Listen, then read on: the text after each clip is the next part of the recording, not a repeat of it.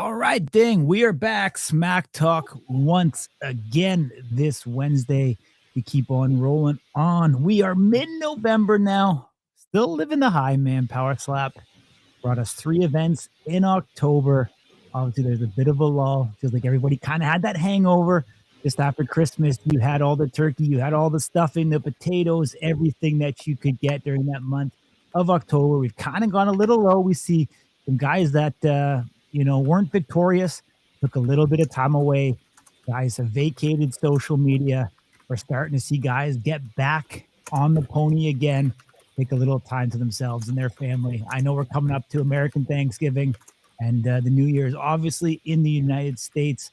So it's a busy time for a lot of people. Things have kind of been a little bit quiet on the Power Slap front, but as you know, here at Slap News, we continue to bring you news as it breaks every single day. I think nobody works as hard as our team here at Slap News to bring you guys leading coverage. So if you're not following us, whether you tune in on YouTube, Facebook, Instagram, wherever you consume your information, we appreciate you. And if you're not following any of those platforms, you need to, because you are missing out a ton on all the news that breaks continually. And if you want VIP access inside the insiders group within Instagram, is where we break news first before anything else. So if you want to join that insiders group, it's free to join. You get information, releases, interviews, tidbits of information that are inside of mine and Ding's brain that we can't bring to the general public off the start. Goes to the insiders first. And so if you want to be on the leading edge and the cutting edge of everything slap fighting, that is your place to do so. We've got a great lineup of guests today. We've got the Chief joining us. We've got Pono Paul joining us. And we've got the new middleweight champ, Isaih Quinones, once again going to be joining us. And always looking forward to catching up with him and seeing what's next. I mean, obviously, there's been a lot of stir up in the division.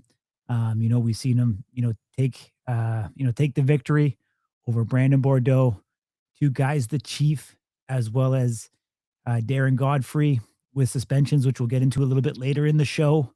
And it vacates a lot of the talent at the top of that division. So where do we go after that? Is it the Ripper Rhodes?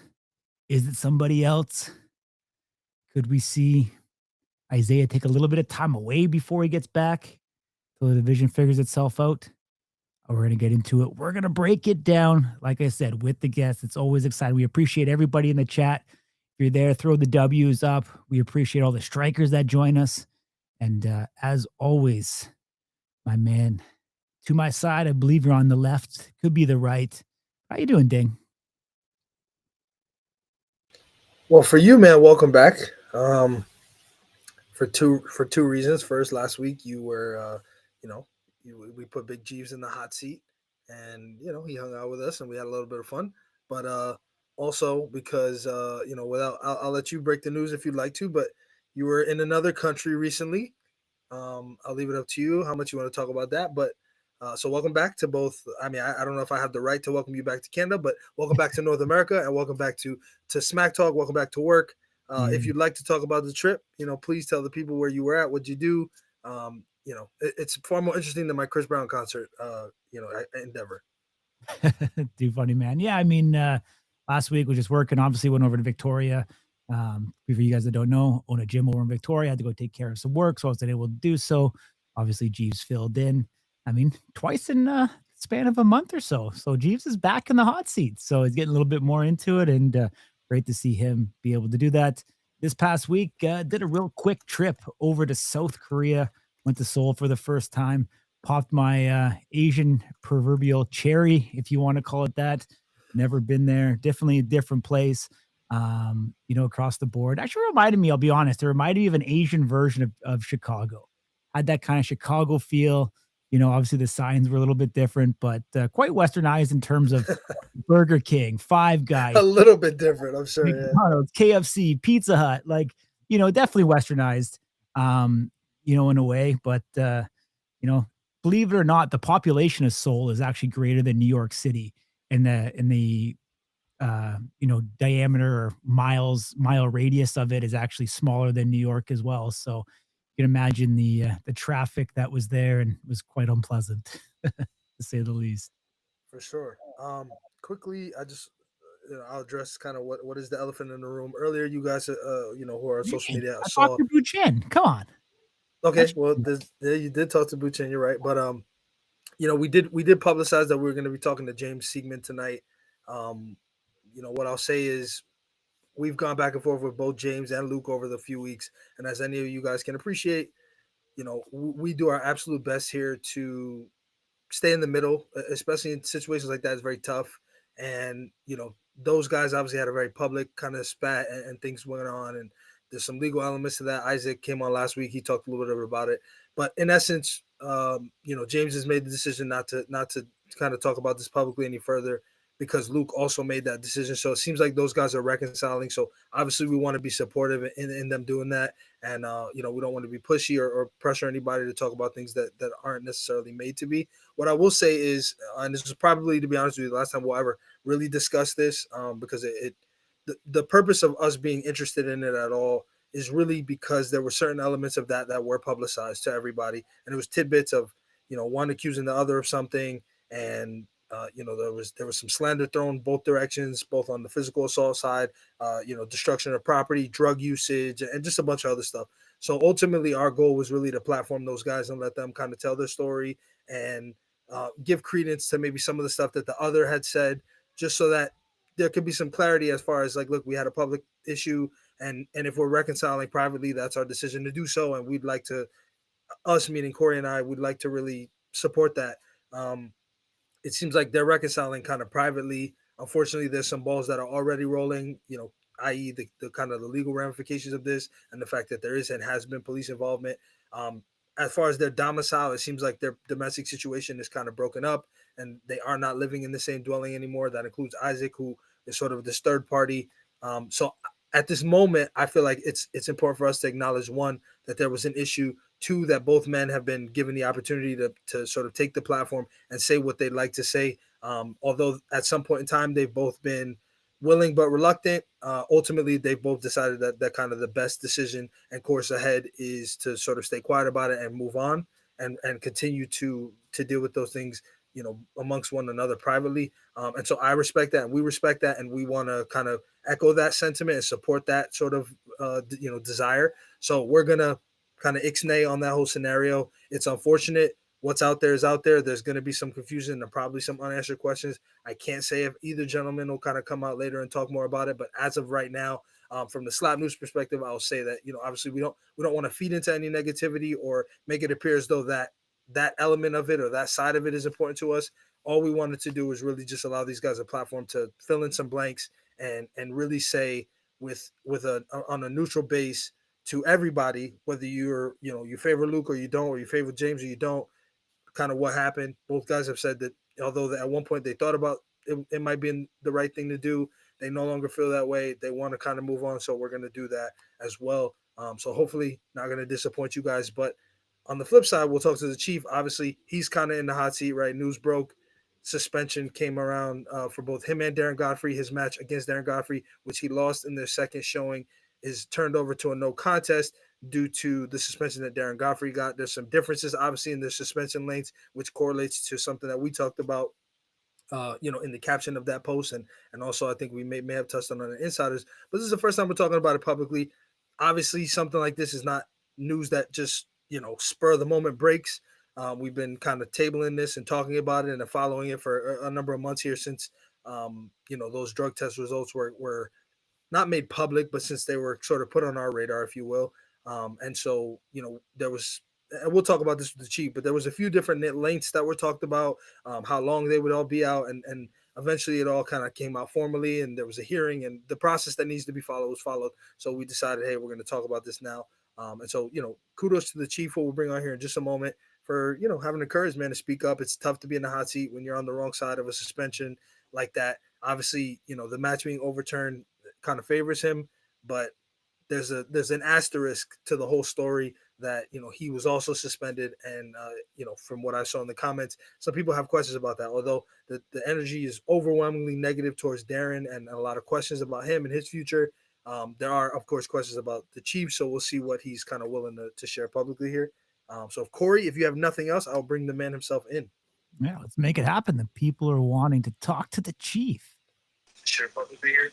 There he is. What's up, gentlemen? He's watching the show like I'm a watching the gentleman that show, he is. guys. Um, well, welcome. Thank you, sir. We appreciate your time, man. Obviously, not necessarily not 100% the news we wanted to be talking about, but there is probably what I'd say 75% is news that I'm sure you're kind of delighted to hear that it has become public. It has made itself to the forefront of the headlines. So I will first kind of just open the floor up to you. Your initial thoughts, reactions, the news breaks, your match against Darren Godfrey. The second time is overturned to a no Yeah. contest. What's your initial reaction to all of this? Well, definitely my initial reaction to, like you guys were saying earlier, it doesn't really count as a win, but then again, it's a no contest, and you have to respect the rule sets. I know there's a lot of speculation going around about this and that, like fucking what you guys just said earlier, Darren, and being the bad guy in this whole situation. But there's things that had happened in New Orleans that I didn't hear anything about Darren's part or what he said. I'm pretty sure there was something about fat burner and this and that. But come on now, we can all tell that he wasn't on no fucking fat burner.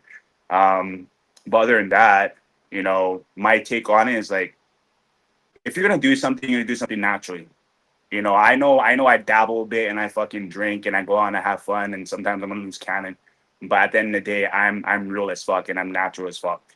So if you're gonna come into the sport, treat it as a sport, a professional sport. And I just know for a fact that no one can really beat me being natural.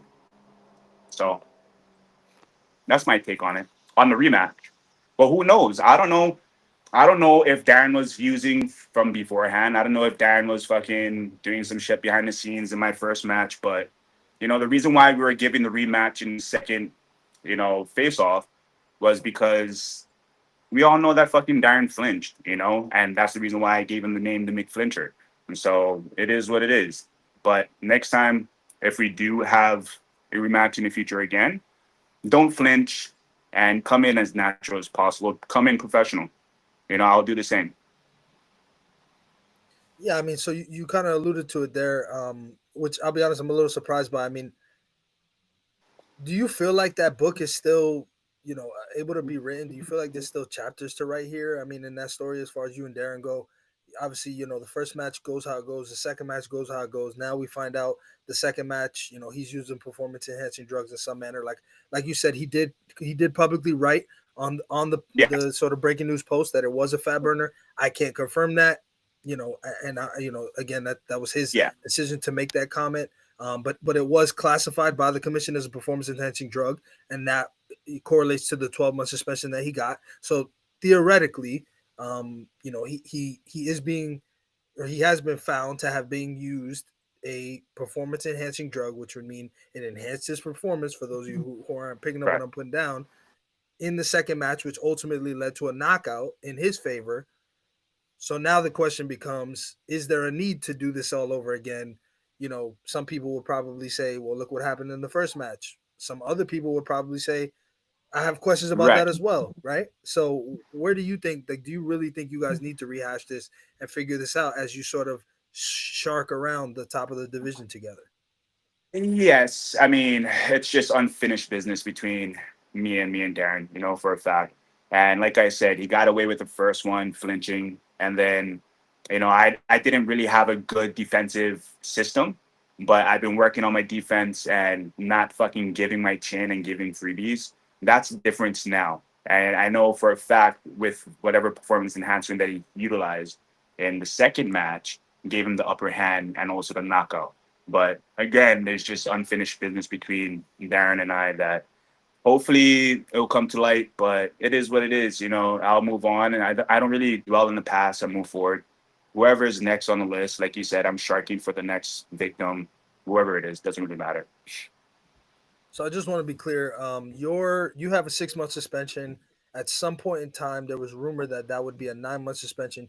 You came on here probably, if I mean, honestly, the weeks are blurring together now, but it was probably late September, maybe early October. Um, and you kind of threw around that 6 number as if you kind of knew something was happening. Was there talk? Was it ever supposed to be a 9-month suspension? Do you know why that was changed, or was that just kind of rumor mill?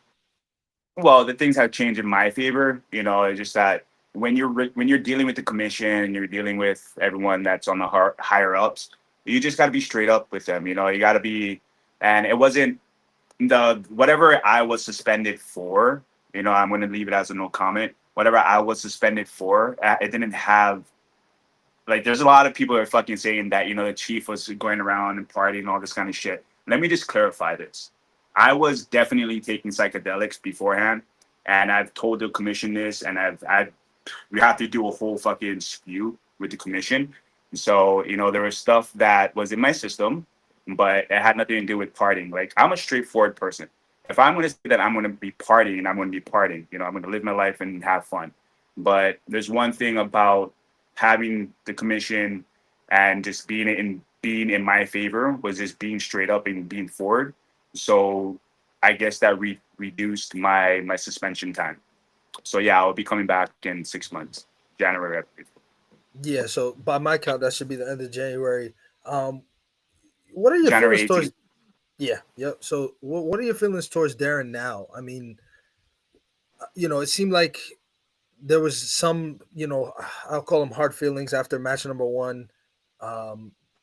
In New Orleans, anybody who's there saw that you guys seem to actually be very friendly. Post match, Yeah. it seemed dicey again, right? It seemed like you had lost respect for him again, just based on, the flinching and kind of the weird antics. Now you find out, and again, with respect to the public and what people who are on the outside know, this is obviously not a new thing, right? There's been conversations, letters have been sent out, there's been correspondence between both you and Darren, because you are entitled to due process under that commission. Right. But what were your feelings regarding this when you found out that this was the case, that he had pop positive for performance enhancers in your second meeting? Well, like I said to him, we had a cordial talk. We sat down and we had fucking dinner. The second time, it's the second time that we had dinner and we went out and all that kind of shit. I remember Michael Bisping was talking about that in an interview with me. But legitly, like, no hard feelings to Darren. It's just that if you're gonna come in saying that you're gonna put me out, then you're gonna put me out doing it natural, as respect towards your opponent. And we both said this behind fucking closed doors, that we're going to go out there. We're not going to flinch. We're not going to be doing anything that's going to be throwing off the referees or anything like that. And we had these conversations multiple times. So the fact that you're not going to come in and honor your word as a man, yeah, that kind of rubbed me in the wrong way. So, at the end of this day, for me, I've been in the fight business, and so that, I believe a handful of people, but Darren as well. We've been in the fight business for a very long time. At the end of the day, it's about business. We're not here to be friends. We're not here to shake hands. We're not here to be brother this and brother that. No, we're actually going home with a fucking kill or be killed mentality. Or we're coming into this with a kill or killed, to be killed mentality. That's what it is at the end of the day. Nothing else, No hard feelings to the guy. I know he has to put money or put food on the table and all that kind of stuff. But yeah, just going to be some beef that we're going to have to settle later on. It doesn't really matter. It could be power slapping, it could be fucking bare knuckling, do anything. But as long as we get to settle this beef, I'm happy. Yeah, Chief. I'm sure Darren's going to be game, whether it's bare knuckle, whether it's slap. Obviously, he's a guy that, I think Darren, as you said, he's a good guy. He wears his heart on his sleeve. You guys, obviously a family man as well. I just want to kind of like spend a little bit of time. Let's talk about the due process, because I know that we kind of talked about it. And I don't know if you want to share this or not, but the first time you fought over in Saudi Arabia, can you confirm, was there drug testing done on site? So there was drug testing that was confirmed, but there wasn't, I would say yes and no, but 100%, there wasn't anything that was being brought up, because a lot of people had similar fucking, I would say, fat burners, and they were popped, but they weren't given a suspension. So it was like, okay, if this person was taking the same exact thing, then who else was taking it back then? And was the commission doing a good job and looking deeper into that? there's some favoritism for sure within Power Slap, and because of the rankings and how they're controlling the rankings to set up the next champion and this and that, that's one of the things that they're going to try to protect as much as possible. But we don't know. Like I said, I don't know if Darren was even taking it from beforehand or other fighters were. But yeah, I can't really be 100% with you with that one, so I'm going to just say yes and no. Okay. I guess as a follow-up to that, then what is the drug testing protocol? How does that go? Do you piss in a cup before? Do you piss in a cup after? Is there blood tests? Do they do You piss in a cup right before. So right before the match, they bring you to the room, you do a piss test, and then you sign off of it. And then after that, it's sent back to the labs. But we're spending a shit ton of money on these, test samples and stuff. I think it's like fucking 10,000 a pop or some shit. And for them to do that, it's covering all of our asses, especially the promotion. And that's the reason why we have piss tests, right? So have they ever explained to you what they're testing for? Like specifically, not just roundabout. Have they ever given you either a list or because, like you're 100% right. To do full drug tests, you're typically looking around 5,000 American if you do a full drug panel across the board. Do you know if it is a full drug panel or if it's abbreviated for the most common or prominent drugs that exist? It is. They do have a full panel, so they do have multiple things that's on there. Some stuff. I was talking to one of the guys that did the piss test, and I believe it was where was it? In New Orleans, and he told me there's some stuff that pops up as like fucking opiates and all that kind of stuff that we do have in like energy drinks that we drink on a daily basis. So they do recommend us not to even drink any of that kind of stuff. I remember at the gorilla party, the drinks that we were drinking, the elixir, the security that was watching us and stuff had clearly said and told us to stop drinking that drink because it could pop in as whatever a substance that's in our piss test. So immediately I was taking away people's fucking drinks at the gorilla party and making sure no one was getting tested for that. But yeah, there's a panel of things that they look for. Do you know, like, is USADA overseeing it? Do you know the governing body that's doing the testing? Do you know anything about that? I can't really, yeah, it's USADA for sure that's actually looking over it, but I can't really dig deeper into who's actually looking at the test results. I do know that it goes to court, it goes to a board, it goes to like 4 different people of whatever commission of that state. And then they go over to see if the information that you provided, like how I was saying with my story and the things that I've taken and I was being straight up and straightforward about, the commission honors that. So they look at the story, look at the results, and it's up to them to deny or to approve whatever you're contesting.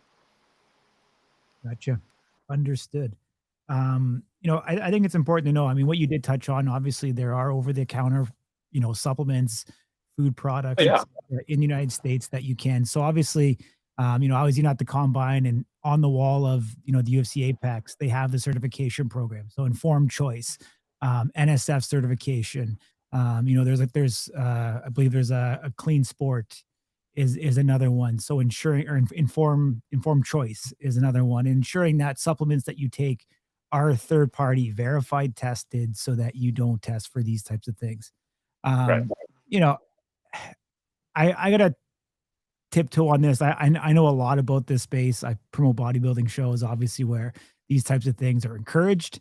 You want the best bodybuilders in the world, you can assume what they take. Do you think, let me ask you this, do you think slap fighting is entertainment? 100%. I mean, 100%. I mean, like what you guys just posted just today, Dana is speaking about Power Slap being the next big thing, and it's going to be bigger than UFC and stuff. So it's a new trend, and everyone's hopping on the new trend, right? Yeah. So let me ask you this then. All right. If you want better entertainment, why not allow athletes to enhance. That's very true. And I'm telling you this right now. If you guys put any of that kind of stuff in my fucking body, I would destroy every single division. Not the girls, but yeah, every single fucking division for sure. I'm telling you that. But yeah, I mean, it would be more exciting.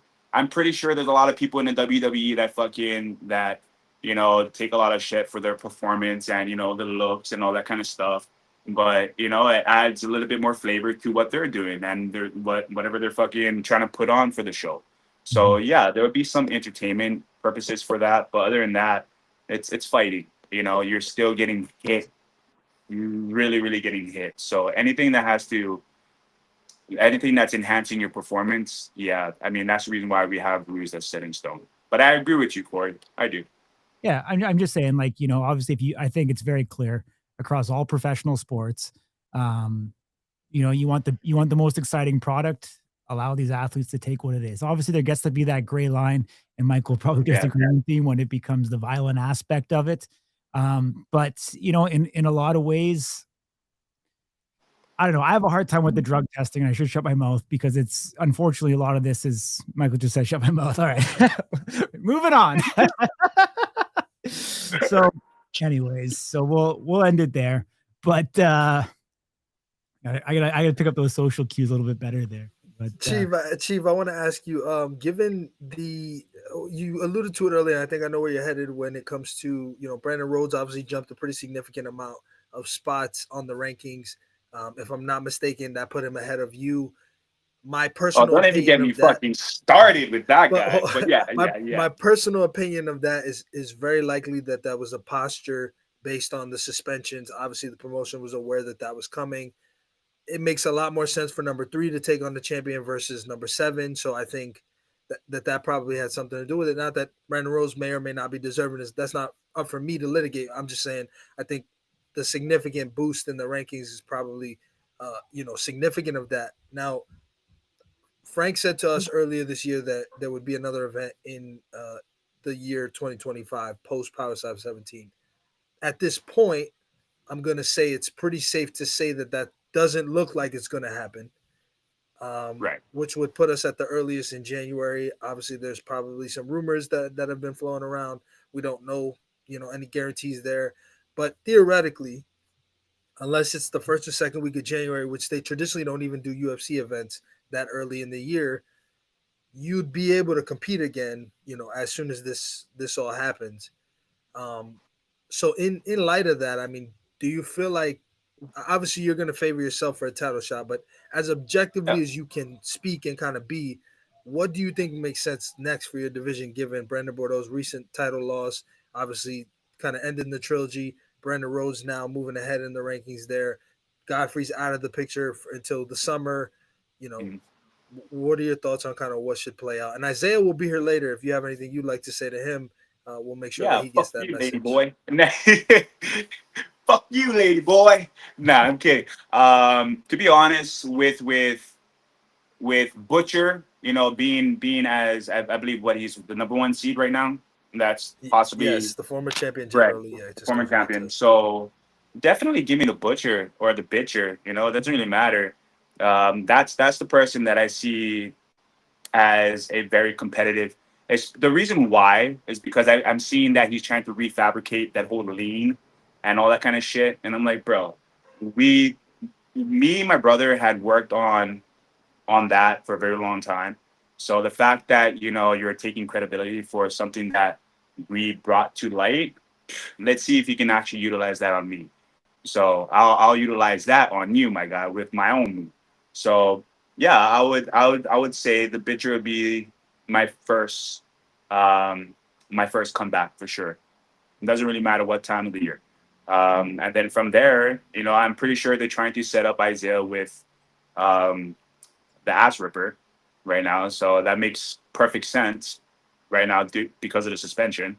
So we'll see, it doesn't really matter between either one of those guys. I'm not too sure what the fuck John is doing right now, but it seems like he's on vacation or something.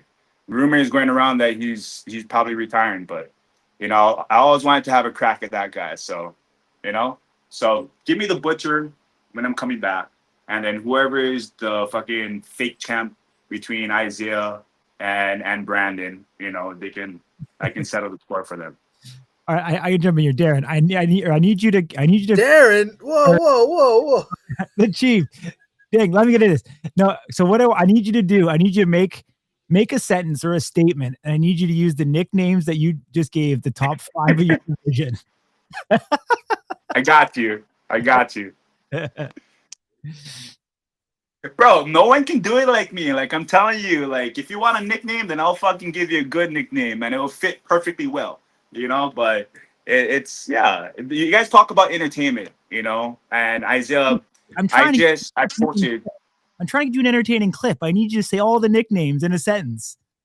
Okay. So let's start off with, of course, number 1 is Darren, the McFlincher. Darren earned that name rightfully because it keeps on fucking flinching. And then we have Brandon, the bitcher. He's always bitching. Isaiah is always saying something about that guy, and he's always saying something about him. So he's always bitching. So we got fucking Brandon, the bitcher Bordeaux. And then we have the new and upcoming ass ripper. We got Brandon fucking Rhodes, the ass ripper Rhodes. And then, of course, we have Isaiah, the pretty lady boy. You know what I mean? Like, come on now. So those are my list of nicknames. Soon there's more to come. Awesome, man. Wait, no. You don't get off this easy. You don't get off as easy on this show. John Davis, you gotta have one for John Davis. You just I know I'm still working on that one, but it seems like he's on retirement right now. So I'm just gonna give him the old man retirement pay. That's all I'm gonna give for that guy. But yeah, hopefully he comes back. The Machine. Is that still his nickname? The Machine? Yeah, the Machine. So maybe I believe so. I don't know if you ever seen the movie Short Circuit, but maybe you go somewhere with the Short Circuit. John Davis, if you've seen this, I apologize. I'm just, I'll take the beating as you give it, my brother. Much love to John. But before we let you go, man, I do want to ask. You alluded to it earlier, but then you kind of said something that confused me a little. So it sounds like you're not happy that Brandon, kind of went ahead of you in the rankings, and I think that there's some merit to that, being that you did, obviously you have a win over him pretty recently. Correct. On the flip side, though, you just said you versus Brandon for the Brandon Bordeaux as you return, and then Isaiah for Brandon Rhodes, which would mean that him being ahead of you kind of makes sense because he's theoretically next in line for the title. So talk me through that thought process. Like, where's your head at? Oh, John's here. Thank you. I appreciate you, John. Thank you, sir. Well, my thought process with that, I mean, I just saw the two touch buddies or two touch butts hanging out with each other in LA. I saw the ass ripper and the lady boy, and for some reason they're developing a really good relationship with each other. So, that kind of makes sense because where I'm on suspension, Aaron's on suspension. I'm not too sure what John is doing, but I'm pretty sure that's going to be the next lineup for Isaiah. Is going against the ass rippers. So to me, that only makes sense. But like I said, me going against the bitcher, that would be a very good matchup, and especially a good replay. And no argument from me, man. Well, look, I appreciate it. I commend you for having the courage to come up here and face, some questions. The chat, of course, is undefeated in every chat. So really appreciate you being candid and open. I know that it's not always the most comfortable thing, but of course it is kind of the reality is the reality. I think in this case, you're now, so that puts your record at what? You just have the one loss now to Chief. Is that correct? Who's that? I don't know. It says the Hitman. I mean, it says Hitman. There's no He's the Hitman? Yeah, there's no proof that is actually the Hitman. I don't know if he'd be dogging out his fellow Hawaiian there, but by the way, happy birthday, the Hawaiian Hitman. Yeah, so his birthday today. I have a tough time believing that that's actually Hitman. If it is, then not sure where he's headed with that. But either way, like I said, really appreciate your time, man. I know it's not always easy to come on, and you've been kind of swarming and circling this on. I know you go live on Instagram, and it's tough until these things are fully litigated and come out for you to kind of speak on it. And there was of course a ton of rumors about this or that, and so we're glad that you're able to kind of come here and clear it up. and we certainly appreciate your time. I appreciate that. Thank you, guys. So, I appreciate it. Whatever's next for you, my man, we'll be watching. I don't know if congratulations is the right thing to say, but a no contest is better than the loss. So I think that brings you to what? Well, you got DQ'd in the Landman fight, right? And then Yeah. So you technically have two losses now instead of 3. Yeah. So after that fucking stepping foul and all that kind of stuff, there within the rule set. Immediately, a lot of people are bitching about, need to allow a minor heel lift and stuff like that. But as we progress within Power Slap, I feel like they've been taking a little bit of the Chiefs rule books about things that I've done in my matches, and they're applying it now. So I mean, kudos to them for doing that and making it more of a regulated, matches and stuff, and just a regulated sport. But other than that, come on now, a fucking minor heel lift on Joseph Landman, minor. It was a long time ago, that's for sure. Yeah. But nevertheless, looking forward to what's next for you. And make sure you hop back on Smack Talk because you're somebody that you know very well, your own flesh and blood. Your brother is going to be telling you here as you exit, he will be entering. So let's go, baby. Check out what he's got to say as we litigate some of the heavyweight division that is so talent stacked. Let's go, baby. Thank you, guys. Appreciate it. Thank you, sir. We appreciate you, brother. Take care, Chief. All right. Good stuff, man. Great way to start the show. I don't want to run behind here, and we are probably going to be long-winded with this heavyweight thing. So without further ado, we're going to bring in, I don't know off the top of my head these days what his ranking is. I'm going to guess number 5, if Corey can spot check me here, but he is one of the top heavyweights at the moment. He is number 5. So number 5 ranked heavyweight contender in the world, most recently coming off of a knockout victory over James Seekman back in June at Power Slap 13. He is none other than the Hawaiian assassin, Mr. Pono Paul. Is he there? Something is there, but not Pono Paul. That is yeah, Pono right. Fooled you. Come on, man. What's up, brother? How are you? What's going on, boys? I apologize. We kept you in the waiting room for a little longer than usual. No worries. Your brother was going off about ass ripping and lady boys and relationships and stuff like that. So wow, important stuff. Not a typical conversation. Corey was talking about promoting steroid usage in Power Slap, so a lot of good stuff happening in that conversation. Oh, here, let me ask you this, Pono Paul. If it was a level playing field and everyone could juice, would you be for it? No. Why not? I've had that happen. People ask me about that stuff before. I would be a freaking monster if I was on some juice. That's what Chief said. Chief said I'd beat every division except the women. I'd beat everybody. People have a hard time. You know what I mean? The question that he asked, the problem is that the question that he asked your brother was, is this entertainment? That's not the right question. The right question is, do you consider this more entertainment than sport? That's how you litigate what it should and shouldn't be. The reason why that doesn't exist is because from Dana's perspective, he wants this to be a legitimate sport. And that's the simplest answer as to why there's no steroids in Power Slap. It is effectively that simple. Is it entertainment? Yes. Is it sports entertainment? In reality, it probably is. That's not what they want it to be. At least Dana, from what he said publicly, that's not what Dana appears to be interested in the WWE side.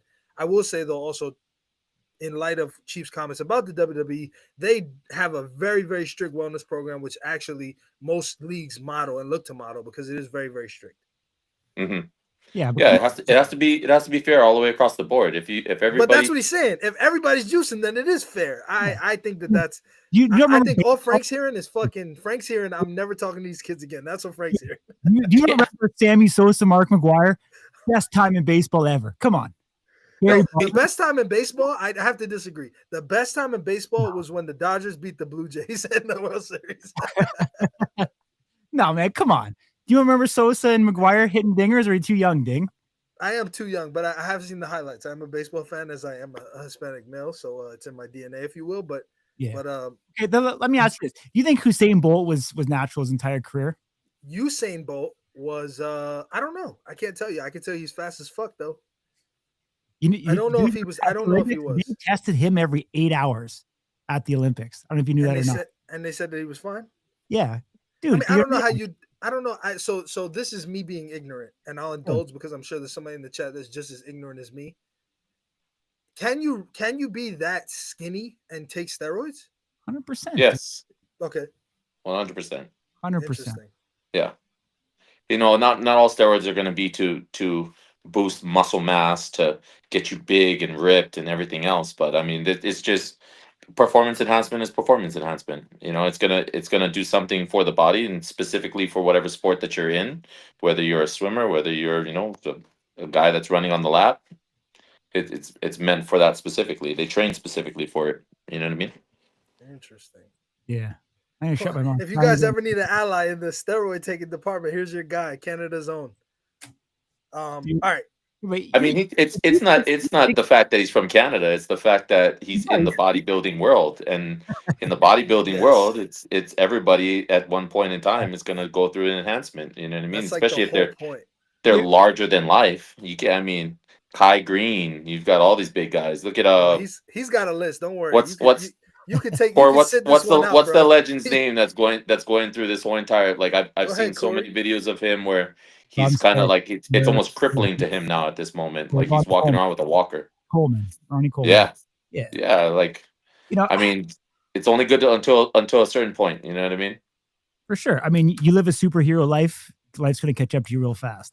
All that I'm saying is, if you think sport is entertainment and you want the best entertainment in the world, allow the athletes to perform at their highest level. That's all I'm going to say in regards to that. But what I will say though, and this is the part that, like, I wish, because it's not a level playing field, and you see how many people do this. I mean, unfortunately, it's not natural versus not. It's who can pass the drug test. It should be real. People will push that line as far as they can go without actively seeing it. And now we're seeing it, and we're seeing this stuff come to fruition. I will say Darren Godfrey looked fucking ripped, dude. He looked jacked. But it's the same in business, man. Like, people talk about you're pushing that line, and if you go past that line, then obviously there's tax evasion and you can go to jail. So it's not one thing or the other. It's just different, man. That's all. And everyone has a right to their opinion. They can do what they want, and obviously that's the platform that we have, and this is the rule set that we have. And I don't know. I mean, they're trying to do a steroid Olympics now, so maybe one day we've got enhanced slap fighting at the steroid Olympics. I don't know. Maybe the part that gets me is the part where you're very surprised when you get called out on it. Yeah, but and that's the part you're like, wait a minute, I was on steroids? No way. Yeah. Oh, that's what that was. Oh, okay. Dude, the best doing that again. Fighter that's like, oh, I tested positive to what he had? He had tren in his system, and he blamed bone marrow. That they gave it to the horse, and then he ate the bone marrow, and it was in there. Like, yeah, I'm not on the steroid train, but I get it. You're into bodybuilding. It's more socially acceptable in that world, and I think that the line here, the measuring stick, if you will, is the difference between sports and entertainment, and this is not intended to be entertainment. It's intended to be sport that is entertaining. So I think that's probably where that won't happen. I will say though, you do have an ally in Joe Rogan. Joe Rogan believes that even UFC fighters should be able to take steroids, and because he thinks it would be the most entertaining, and along the same lines. But Pono, you walked into that conversation. That's not exactly what we wanted to talk to you about. But I'll start with, obviously, you're telling your brother big news. His match against Darren Godfrey is overturned. Both him and Darren are suspended. Darren's suspension is for performance enhancers. The chief is listed as a recreational drug, whatever that means. He talked about having taken psychedelics and all stuff. Not important, but so he gets 6 months. Darren gets 12 months. What are you thinking? I mean, obviously it's your brother, it's close to home, but now he has one loss off his record. I don't know that if that qualifies as the monkey off his back per se, because he still has the other loss to Darren also. But I do think, and he brought up an interesting point. Their first match was in a place that doesn't necessarily have the same oversight. Is there a possibility that he was utilizing performance enhancers at that time and we don't know it? Absolutely. There is. Only Darren can answer that question. I don't imagine he'd come out and say that and admit to it. Yeah. I don't know that I don't know that would be in his best interest, and I'm not a lawyer. But if you're watching, I probably wouldn't count to that if that is the case. But what are your thoughts about the whole thing? I mean, at this point, it is what it is. You know what I mean? They've already released all the information about what happened, people that have suspension, 6 months, whether 12 months, what's been involved, what's not been involved. And I mean, you kind of just have to go from there. He has, Kili has to look at it as he has a great opportunity. I mean, he only got a 6 month suspension on something that, whatever it may be, and he gets an opportunity to get back in range within an earlier time frame than Darren Godfrey. And it's unfortunate that that it gets to that point where suspensions happen and two good people, solid competitors, get pulled out of the rat race in the very beginning of something that, I mean, potentially could have put them in, title contention, whether either way, whichever way it goes. Darren Godfrey's now number 2 in the world. Kili had to drop a little bit because of his losses. Makes complete sense when you look at the rankings. But overall, I mean, it plays its part. It's like we've seen it where number 7 could get an opportunity against a champion at one point in time. Number 5 can get a championship shot. Number 3 can get a championship shot. Anybody can get it at this point. You know what I mean? There's no real solid strategy to how you would choose the next person that's up for a title match. I mean, we think about it because not only is being in the sport, but we're also fans. We're also fans of the sport. So I think of it that way. Like I mean, they had the opportunity to be able to do that stuff. Now it's pushed out a little bit. Darren might have an opportunity to be able to get back up on the horse. Kitty's got an early opportunity to be able to get on the horse and go for the title. It's just the way it is. Back in the rat race again. Why am I getting roasted? I'm not doing anything.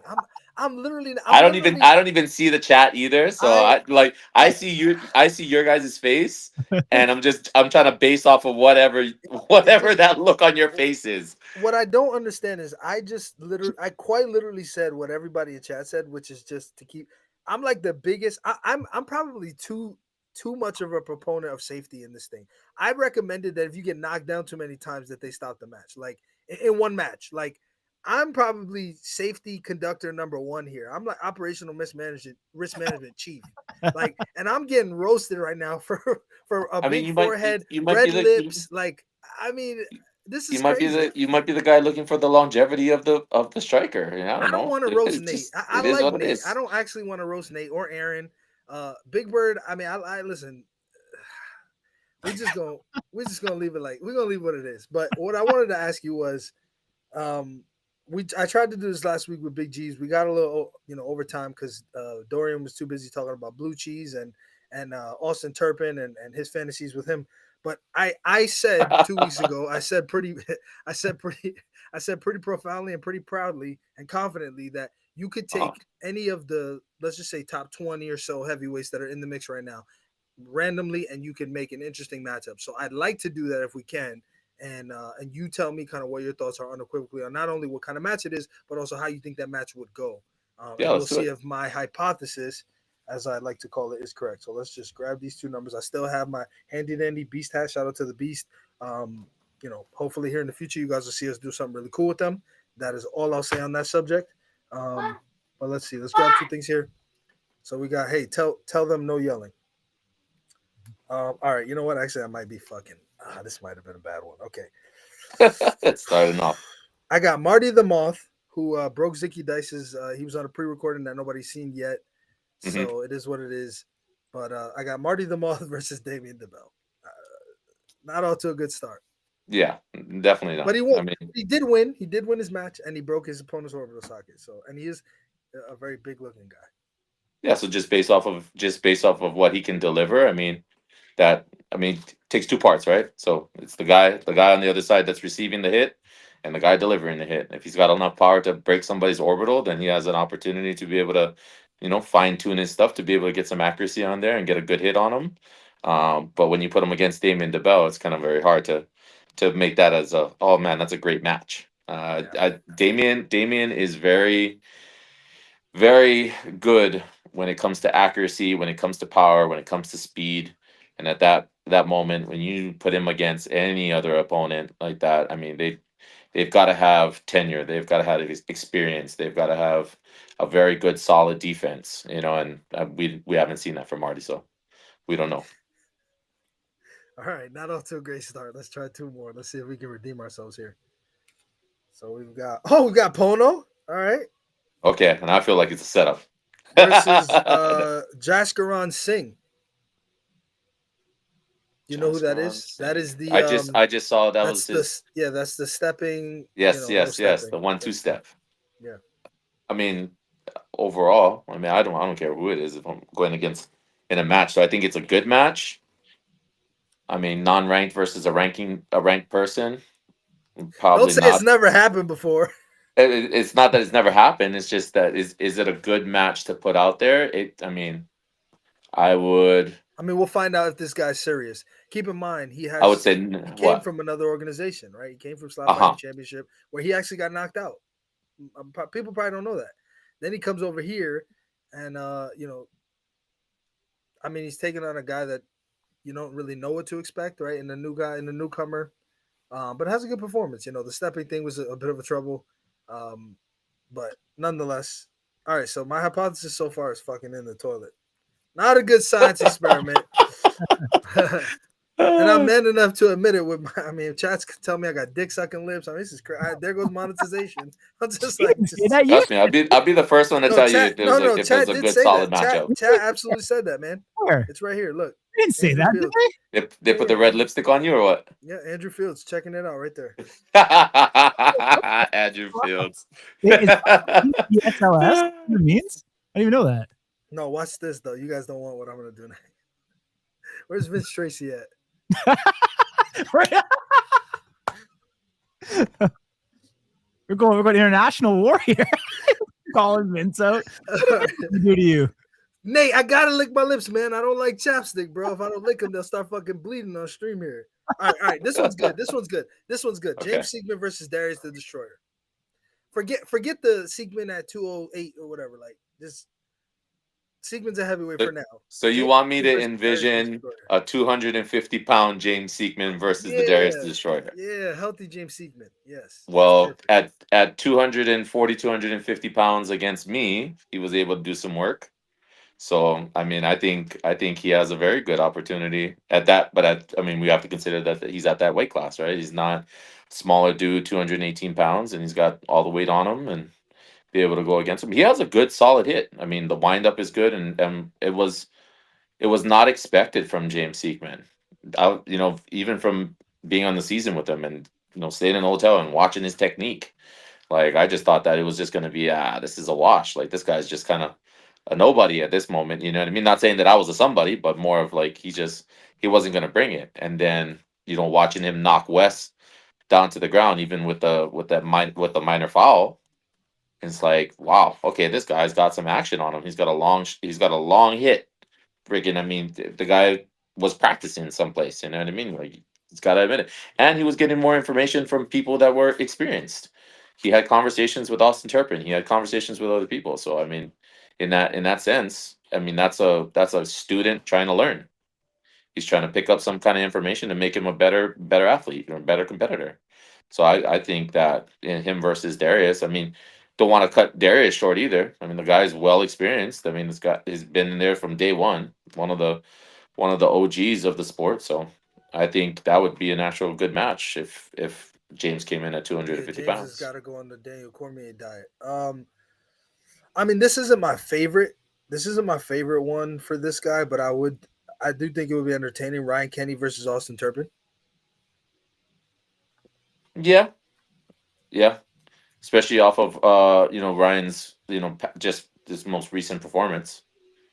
I mean that would put him in the solid workings. And anybody against Austin Turpin at this point, now that he stepped up to the heavyweight division, I mean puts a star next to your name because he's a guy that goes out there. He knows how to do everything. He's knows how to perform, knows how to talk on the stage, knows how to just really get eyes on you. So I mean, anybody that faces Austin Turpin at this point, and a well tuned in Austin Turpin, not like the guy that's just was shut out and missing weight this whole entire time and not being able to commit to what it is. I mean, if this Can you guy, imagine if he missed weight.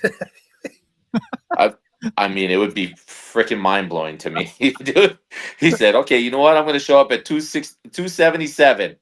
Right. He was big. Like I wonder. Yeah. He's been up there. He's been up there for sure. I mean, that's the Brian Battle thing, right? Brian Battle missed weight at welterweight, moves up to middleweight, then misses weight at middleweight, and then gets cut. Like, But I think I said it last week, and it was kind of an accident. And now that I said it, I'm in love with it. Austin Turner versus Dorian Perez, sign me up all day. Take my money yesterday. I think that would be an absolutely electric match. I don't know if they do it because Dorian's number one, but I think from a showmanship perspective, I'd love to see. I actually think Austin Turner could get under Dorian's skin, to be perfectly honest. And I think an angry Dorian is a really bad matchup for anybody. At the same time, Austin Turpin does it almost every time he goes out there. Obviously, the Stevie Ray Ellis match was a bit weird, but outside of that, I mean, the guy is doing some witchcraft and just making guys disappear with this very weird strike that he has. I think with that matchup that it would have to be real rivalry. Like you can't, because we know Austin's personality. And when he goes out there, a lot of the times, like he's going out there and he's performing, he's yelling and screaming, he's, swearing at everybody, talking about people's moms, cousins, whatever. And at the end of the day, when you ask him at the end, he's like, nah, man, I love that guy. Right. So I don't know, it's a little bit different to me. Like when I look at that and hit Austin versus Dorian Perez, from an entertainment aspect, it might work out. From a performance aspect, I don't see that going because, I mean, Dorian has like the best chin. I mean, he has the best chin. You can't put it to anybody else. He has the best chin in the sport right now. Heavyweight division right now. No, forget heavyweight division. I think across the board, Dorian. Yeah, I mean that you can't put that to Austin Turpin because Austin's been knocked out before. He's been put on the ground before. So it's like when you look at a matchup and is it gonna be entertaining because of the chatter and the talk and all the other stuff? Yeah, but like so you think Austin has no chance? Is kind of what you're saying. Performance wise, like it's just not like the payout's not going to be there. I wouldn't. If this was a pay-per-view, I wouldn't pay for it. You know what I mean? Interesting. Okay, I completely disagree, but I respect that opinion. I understand if you believe that wouldn't be entertainment value because Austin, it's so one-sided. I totally respect that. I think you're completely wrong, but I respect. But that. you would also compare that to if you're looking from an entertainment side, you would also compare that to Stevie Ray Ellis. Like Stevie was running, jumping, everywhere, everywhere. I mean, not even 1 second. There was more craziness than there was actually slapping. Yeah, he's a bit of a wild card. So if that's what you're looking for, then then you're paying for it. You know what I mean? But if you're looking for an actual real solid back and forth match, I mean, Nate Bernard versus Aaron Turner. Well, hold on. Tiger, that was a back and forth match to be like, down, wow. Tiger, I got more matches to come up with. Okay. To take away my thunder here. What's a better match, actually? Go ahead. DTP versus Turpin, or Darius the Destroyer versus Turpin? Darius the Destroyer versus Turpin.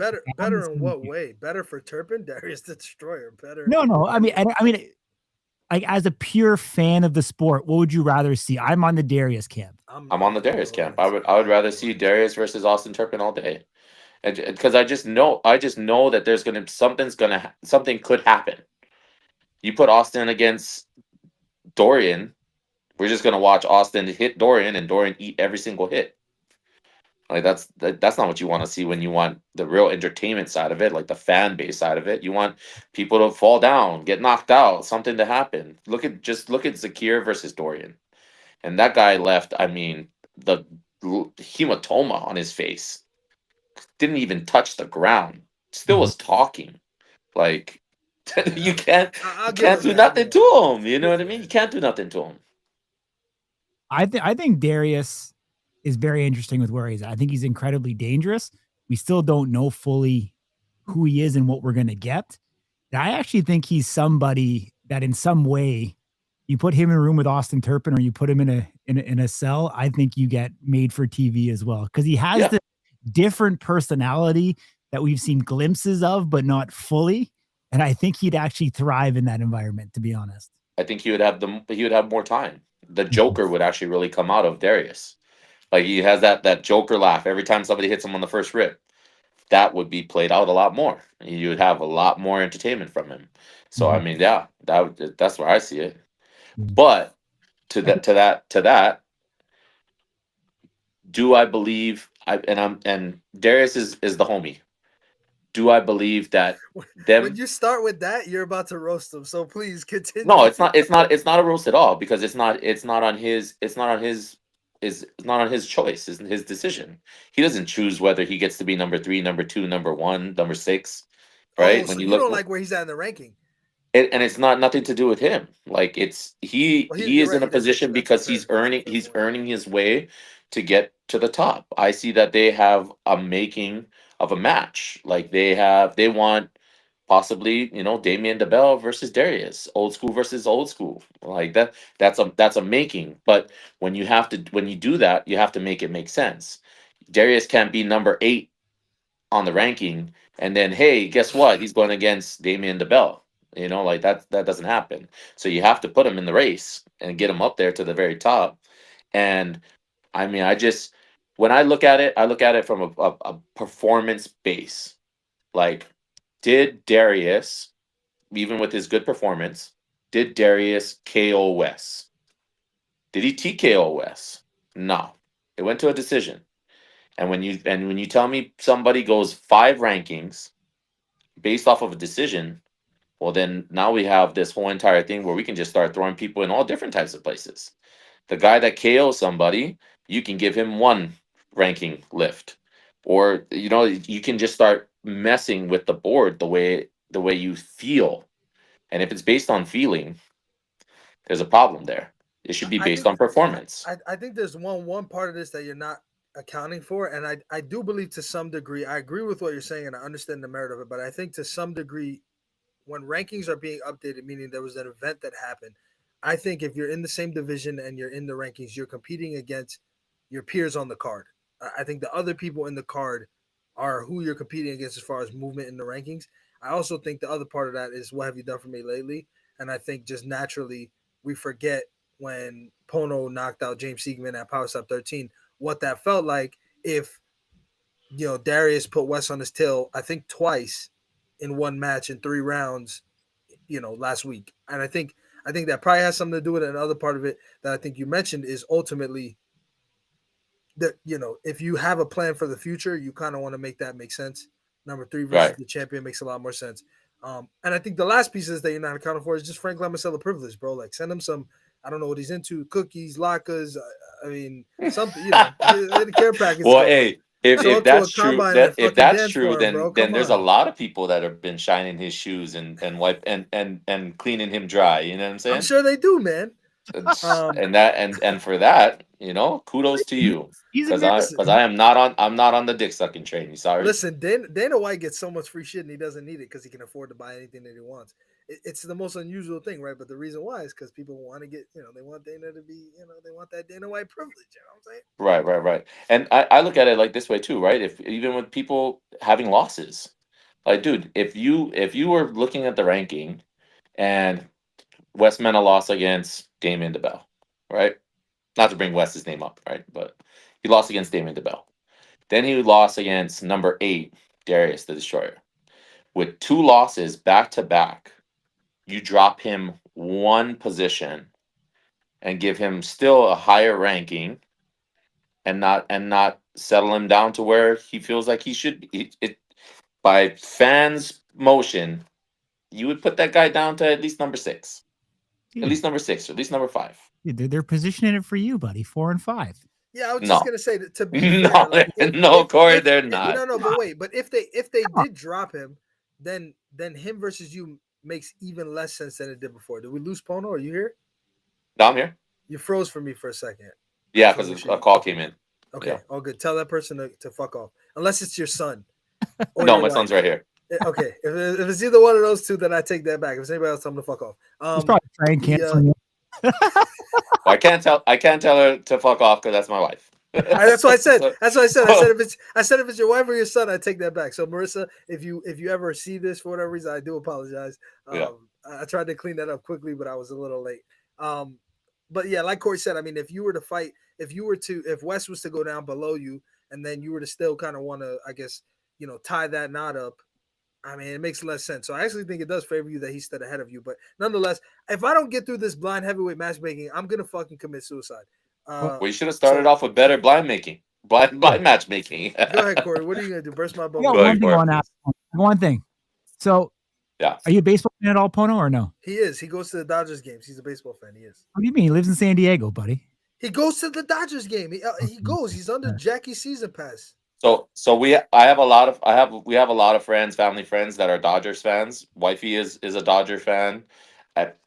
To me, honestly, I don't even follow at this moment. I don't follow any sports, baseball, basketball, football, none. But originally, I was a Broncos fan. Okay, so it doesn't correlate in football. So in baseball, okay, pitchers pitch. Typically, pitchers coming off injury or even pitchers, they kind of have these proverbial pitch counts. So the major leagues will allow pitchers to pitch so many pitches in a game. And we'll even see over the course of a year, they put caps to how many times they can pitch in a year before they shut them down. We typically see this with younger fighters. Where I want to go with this is, do you think there should be, I'll say, a head trauma count? How many strikes you should be able to take in your career in power slap before they force you to retire? Whether it's 100, 150, 200, should there be on the defensive, should there be a cap to how many hits you should take in your career as a whole? For safety reasons, yes. For the sport itself and us being competitors and going out there, and I mean, you take your own will into your own hands. I think that you should make the call and say, no, I don't want. I want to continue to keep on getting hit in the head. So what's that number? I mean, if you had to put on it, is it 100 strikes? Is it more? Is it less? No, it's less. I would say that, I mean, if we look at just, and no title matches, right? Just anything where it's just a regular bout, 3 matches, goes back and forth, minus the flinching or whatever it may be. You get typically 3 to 5 hits every single match. How many are you going to take in within a year, right? So you probably get who has the most matches per year. Isaiah, 4 matches to this date, right? He has 4 matches for the whole entire year. That's 12 to 15 or 12 to 20 total overall. Go ahead. This more. You can't see it. So Henry said 4 KOs max. I like putting it in the outcome. I like looking at what happens. So, a Dorian shouldn't be held to the same standard as who's got a really rough chin that's not competing anymore. Shouldn't be held to the same standard as a Slav Jesus, let's just say. Yeah, I mean, if you're looking at it like that, yeah. Another heavyweight, Stevie Ray Payne. Stevie Ray Payne. Stevie Ray Payne got knocked out twice, I think, or maybe 3 times. So it probably shouldn't be here very long. Yeah. So his chin, right? His chin isn't as good as Dorian Perez. But if you go back to what Corey said, I mean, it's 20 hits per year. Let's say that much. 20 hits per year. So you're looking at a number. What's the life expectancy of a power slap striker? Anywhere from 3 to 5 years. Let's say that. That's hot. I think that's almost High. high. That's long. I think that's high. I think that's high. I think the average is like 2 fights, to be honest. Look at how many we see one and done. True. That is true. I mean, but you asked me what the number was, right? Yeah. If I had to put a number on it, it's got to be over 100. Yeah, it's got to be at least over 100 hits. Well, I mean, Darius took 27 strikes in one round or one fight. So yeah, but we're not going to talk about slap fights. You're talking about a straight up massacre type of ordeal. Like that's but how many power slap is the most safest slap league there is right now at this moment. Darius has probably taken north of 70 strikes. If I had to guess, and I don't even know a lot. That's a lot when you think about it. What I will tell you, it's not. I mean, realistically, out of those 70, if you go back a few weeks to Shit Fight Championship, whatever it was, fucking influx of head trauma. Those guys were taking 20 hits in a night. Yeah, like it's 20 hits in a night. It's no secret that I'm not a fan of what they're doing over there. It's just unnecessary. They're not getting paid for it anywhere near what they should. They're averaging like $20 a strike, which is fucking bizarre, and I'm just not into it, and I don't care. I don't know JT Tilly. I don't have a problem with him per se. I'm just criticizing what I think is extremely negligent behavior. But anyway, gentlemen, if I don't get to this blind matchmaking, I'm telling you, I'm not getting laid. My wife's gonna fucking divorce me. I gotta matchmake these guys. So please, if we can accelerate this, Pono, Go ahead. limit the reactions to like 2 sentences. Shoot Zicky it. Dice versus Johnny Magna. 2 wrestlers. Zicky Dice has a crazy personality, by the way.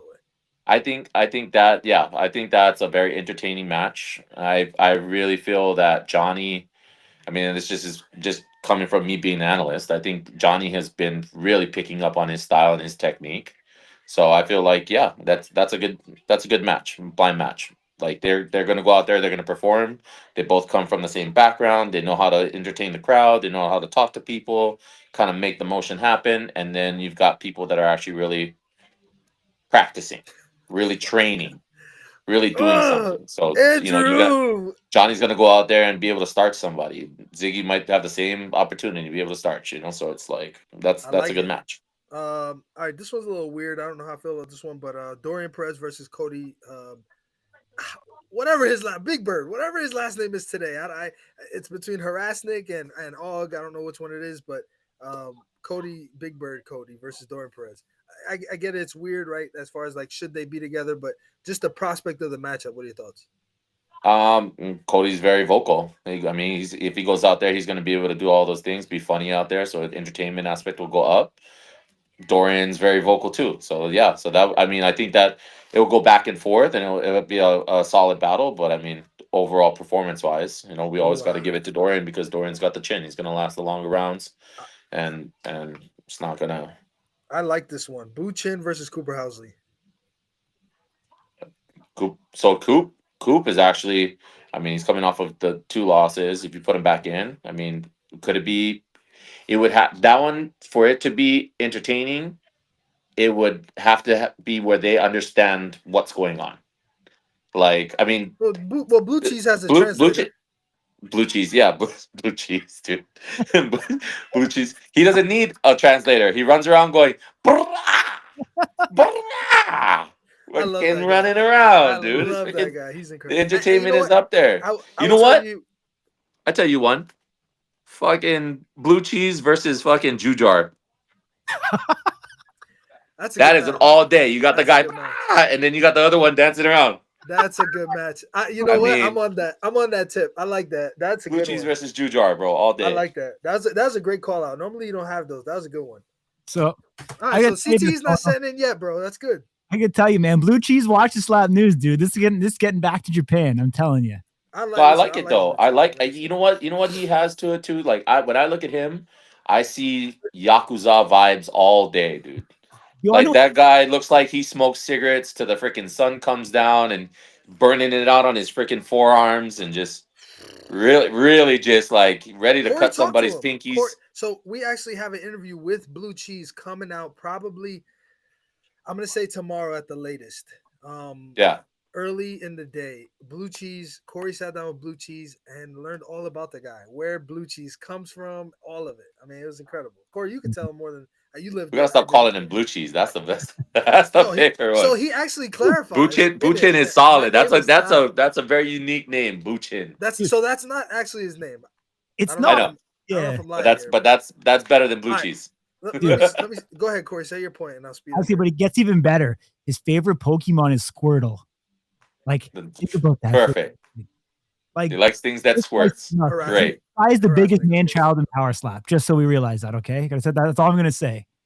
That's a challenge. All right, this one is good. Razor versus the Crazy. Razor versus Crazy Hawaiian. I mean, good entry for him to get into the heavyweight division. Yeah, I mean that was solid. You asking me if Crazy's gonna win? I mean, can't go against my poly brother. You know what I mean? He's gonna have to go out there and starch him. But at the end of the day, is it gonna be a good match? We see. Razor just kind of stand out there and just take hits and look at him like, yeah, it's nothing. So that's a. But Guy's also, going against somebody that's 207 pounds soaking wet, so. Awesome, man. Well, thank you. I appreciate you indulging me on my blind matchmaking here. I think unfortunately, I'm gonna have to say my hypothesis was dead wrong. There were a couple matches there in the front end that were a little dicey, but I think we redeemed ourselves a little bit. I will say, I wish I pulled Buchin and Jujar. That would have been fucking crazy. Yeah, let's see. that's an entertaining match. I think I might have one more actually. Anatoly and Nate. Anatoly Galushka versus Nate Bernard. What do we think? I'm giving it to Nate Bernard 100%. But Anatoly is as a person to watch out for. He's going to start proving himself. Especially once they put their head into the game and really understand the mechanics of how things work. But I mean, Nate's a soldier. The guy's going out there and he's freaking doing his work. You know what I mean? And he ain't getting any smaller anytime sooner. So the guy's just putting on. He's beefing up. So it is what it is. My man, thank you, sir. We appreciate the time.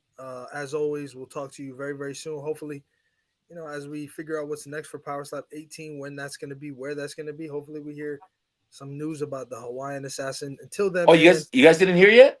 No, we didn't hear that. No, don't be trying to be funny. What do you mean? Pono Paula, James Seekman, Hobby Lobby? What? Hobby Lobby.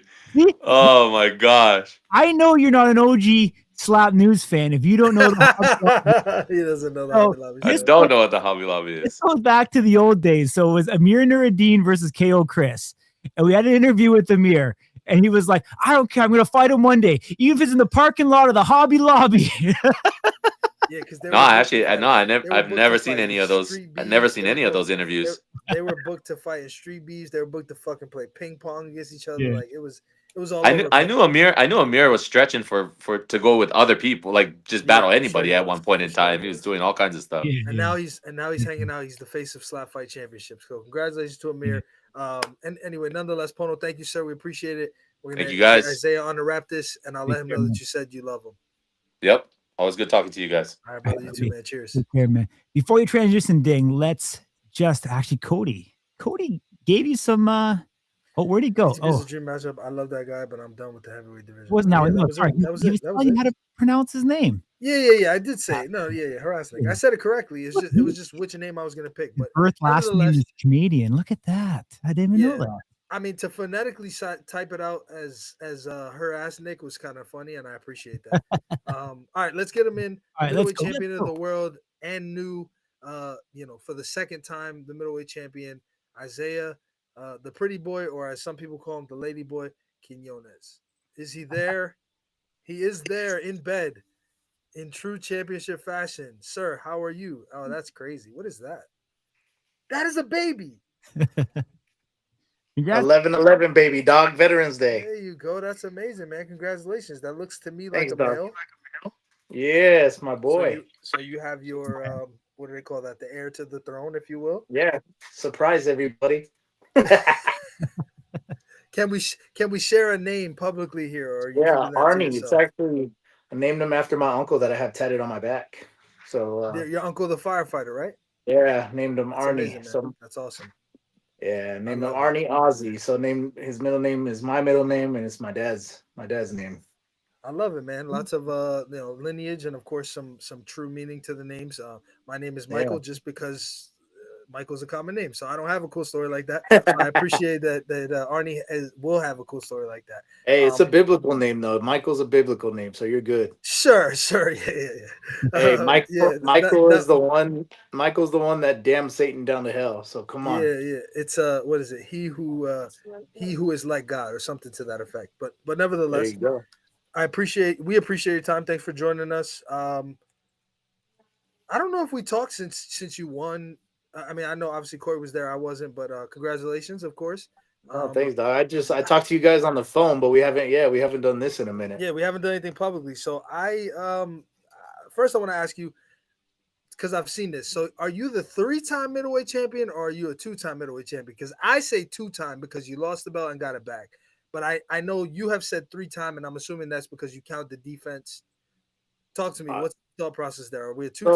So I just the 3 is I just got my 3rd belt. That's it. Okay. But technically, if you want to get technical, just like boxing. I lost the belt, I got it back, so I'm a 2-time champ. Got it. So So I'm gonna off of what you just said. I'm gonna stick with 2-time if that's okay. yeah, But I appreciate that you have three pieces of hardware there. So congratulations nonetheless. Kind of right off the top, congratulations one on obviously Arnie, and then two, congratulations to you and your wife, and then two, of course, congratulations on becoming the and new once again middleweight champion of the world. thanks, Some dog.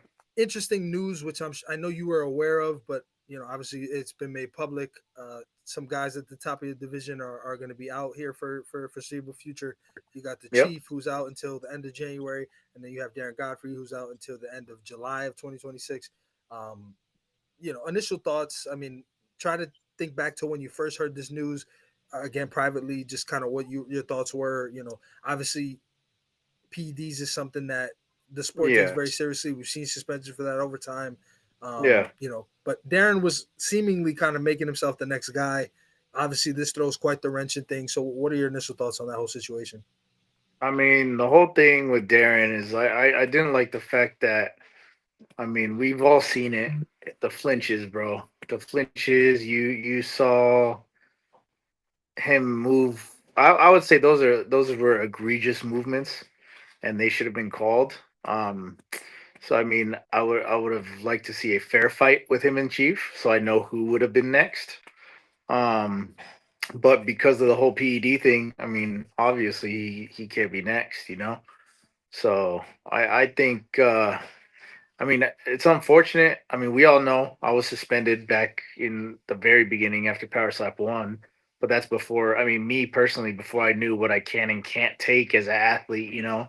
Me being stupid and young and dumb and like, oh, hey, like I could buy, this workout supplement on Amazon. That's not an illegal steroid. Or, I got my prescription, the TRT and tamoxifen from my doctor, which I had to show Donna proof of my prescription from Kaiser. And so I did that. And I mean, obviously, I got suspended, but me being in the very beginning, not knowing anything, not learning about it, Donna never talked to us. Nobody in the UFC ever talked to us to tell us what we can and can't take. But now that we know what we can and can't take, like, come on, bro, you shouldn't be popping for anything. That's when it's like, all right, bro, if you're going to pop for something, like, that's kind of like, we already know what we can and can't take now, bro. Like, that's bad. You deserve the 12 months. But freaking Chief, come on, bro. Will you pop for? Come on, dog. You know we're gonna go take a piss test the day before our fight. Like, why would you go and do that? So, I mean, they both made stupid decisions, but I mean, as of right now, I'm not gonna sit around like, John Davis did. I mean, it wasn't his fault, but I don't want to sit around. I'll take whoever, wherever, whenever. I'm not gonna let this division get boring. Yeah, so I mean, all system. I don't know if you were able to see that on the screen here, but the lightweight champion Robert Trujillo said Isaiah looking doughy. So I thought I'd just let you know Hey, that. you guys would be Um, surprised actually. My boy Robert is because he's mad because I told him he can't lift like me. but now you Oh, guys will be can't surprised. Yeah, he can't lift me. Maybe that's what I meant. No, but I usually Robert walk. can I barely usually lift let his myself. 8-year-old son Carter, man. That's funny. Yeah, and I usually let myself get up a little bit heavier, but I'm actually sitting right around 203 right now. So usually I'd be letting my holiday time kick in and be 210, 215, but I'm the sitting holidays right haven't around started. 203. Huh? Oh, Holidays they've haven't started. started. Oh, they've No, started. no, but In America, we pregame our holidays, big dog. yeah, exactly. But not just that, is I won my belt back, so I've been celebrating a lot. There's that. Yeah, yeah. So talk to me. You've been eating some inked bread, I understand. Oh yeah, dude. So inked bread is fire. Honestly, I actually after Thanksgiving, Thursday, I'm actually gonna start meal prepping again because of course I'm assuming we're gonna have a fight in January. So I'm just gonna start, getting back on the diet again and start cutting. But I'm glad I could finally actually make sandwiches again because that bread was fire, dude. Like the first time ever, like because I've always been on keto. I've told you guys that since day one. I love Yeah. keto. It helps me cut weight. I still get all the good foods, but I would never be able to eat breads. And I tried keto bread before, and it was just dry as hell. It just tastes like sawdust. And then when I tried that bread for the first time, I was like, oh, okay. I was like, this is actually good. So I'm excited. I'm excited to get some of that. I got to put you on the spot here. You mentioned January. With these suspensions, like I said, Darren kind of seemed like the guy, right? Kind of reading the writing on the wall here. We see Brandon Rhodes make quite the movement in the rankings down, or I guess up to number 3. Other guys in there kind of mixed in, right? Chief kind of understands and says, look, give me the former champion Brandon Bordeaux, and then after that, I'll be able to kind of make my case. In light of you not being interested in sitting around, which I think is perfectly fair and reasonable, is Brandon Rhodes the next guy at middleweight to challenge you for the championship? I mean, by process of elimination, he's the only guy. I've already shut little crybaby up twice now, and I'm not going to do a fourth one until maybe he proves himself eventually later on down the road. But I don't even know if that's ever going to happen since he says he's retiring. But no, Brandon Rhodes is the only one right now. I mean, John Davis. John Davis would be another one if they ever wanted to do a rematch with me and John Davis, but I don't think that's going to happen either. But Brandon Rhodes is number one right now, as a prospect to go against. So let me ask you this: and this is going to be tough to do because obviously you have a relationship with Brandon Rhodes, but taking that as much as you can aside, is Brandon Rhodes ready for a championship opportunity? I mean, just given his experience and the guys that he has been able to beat, he also has some losses in there against guys that are also in the rankings, right? Brandon Bordeaux, obviously the Chief. Is he ready for a championship opportunity? If you were his coach, his mentor, and you were not involved in this intimately, would you recommend that he, takes on the championship opportunity at this point in his career? We've actually had this conversation. He feels like he needs to have one more match. I could agree with him. But also at the end of the day, he knows I'm kind of selfish and I want that match already. And he knows like, hey, like I'll go against you. So like we've had this conversation because we both want a match. And I know he has a good chin. He has a decent chin. You know what I mean? He's gone against the Chief. He got clubbed and still was up. He got knocked out and then just magically rose up like freaking Undertaker. I mean, dude has a chin. I mean, he took 3-4 hits from Brandon, Bordeaux. So, I mean, at least chin wise, yes, but striking, I think he needs to work on striking a little bit. He knows that. We've talked about that. Yes, even though we're friends, we know if we do get a match, we're gonna slap the shit out of each other and probably even harder than what we should. But yeah, we've had that conversation. He thinks he should have one more, but the way that all our rankings stand and the way our rankings got messed up, I think it's time for us just to do it. Yeah, I mean, I echo that sentiment because I was going to say, if not the Ripper, then who? Like I said, anybody, but it would be John Davis. I mean, John Davis. I mean, even if they want to do Wesley Drain, whoever, honestly, I could. Or, I mean, he's the forgotten. I'm not saying for a title match, but where does Garrett fit in all this? No, Garrett Grimes needs to be called back for sure. Garrett Grimes, I think he's definitely a contender for sure. He could be up there at the top. I think Garrett Grimes should go against. I mean, depending on what Brandon Bordeaux is going to do, I don't know. Garrett Grimes should go against him, or Chief should go against him, and Garrett Grimes should go against Stunt Marshall. I mean, something along those lines. But Garrett Grimes, I mean, I think, yeah, he is forgotten about, but I think he can be up there at the top. Mm-hmm. I mean, the unfortunate part about these two suspensions is that this division was really taking shape to become incredibly interesting post, you and Brandon era here at the top. We're starting to get some depth to it. The top 5, could be interchangeable in terms of matchups. We had Rhodes coming up. We've got Stunt Marshall, who I think, we still don't know Stunt Marshall, but I think he has things of what could be a star. And so we were getting 5-6 guys deep here of excitement, that we really didn't have, a year and a half ago. Obviously, things kind of thrown into turmoil. Seemingly now, things a little bit bleaker in the division as it relates to the top 10. If you were to kind of odds make it, and I mean, maybe you have conversations that you can't talk about, but what do you think the likelihood that you get Rhodes right now versus taking an extended period of time off? Would you kind of handicap it one way or the other? I guarantee you, they won't sit me on the shelf, and I told them that. And I mean, they know me. I'm not one to sit around. I don't want to sit around. Like if they try to sit me on the bench, I'm gonna ask to go against Wolverine. Like that's where I'm at. And I said that to Frank too. Like obviously it'd be an honor just to go against Wolverine because it's Wolverine, you know. And I think I'm strong enough, and I think I could take that. I think I could do that. So and me and Wolverine actually had this talk when somebody was on the live saying I was talking shit about Wolverine. Wolverine got a message from some account I blocked years ago. And obviously I think it's a Terry Dunning account, fake account. But he reached out to Who? Wolverine. I was talking this account called Snoop or Droop or something like that. Reached out to Wolverine and said I was talking shit on Petty's live or something like that.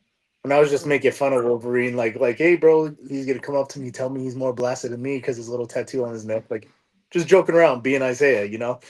And no, Wolverine apologized to me. He's like, no, bro, I'm sorry, bro. I was trying to start drama. I was like, oh no, no worries, dog.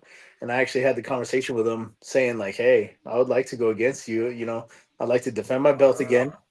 And then Smoke with Isaiah and Wolverine. yeah. Didn't have that on my bingo card. I mean, I would like to do it just because I mean I walk around at light heavyweight anyways, and to go against an OG and an OG go against each other, and you know yeah, like I said, it would be an honor. I mean, it's Wolverine, dog. I don't know if you can see this, but I'm gonna share this because I'm a bit of an asshole. So I've been told. But this Isaiah Quinones could absolutely go against Wolverine, man.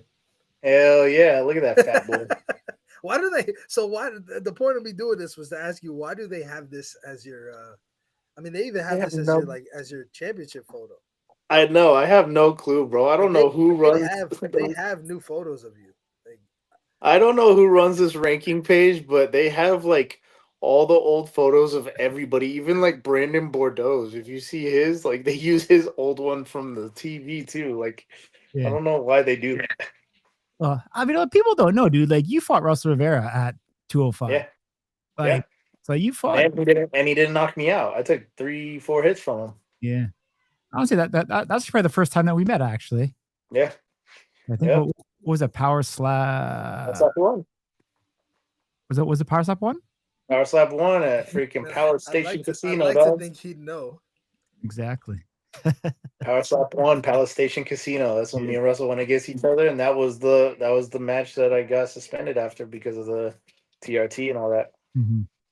Well, I mean, but at that time I was walking around 215, 216, just and I was just a big boy. But now I'm just like comfortably at 205. But I think I actually, dude, it goes full circle. Do you remember sitting at the Palace in that Mexican restaurant?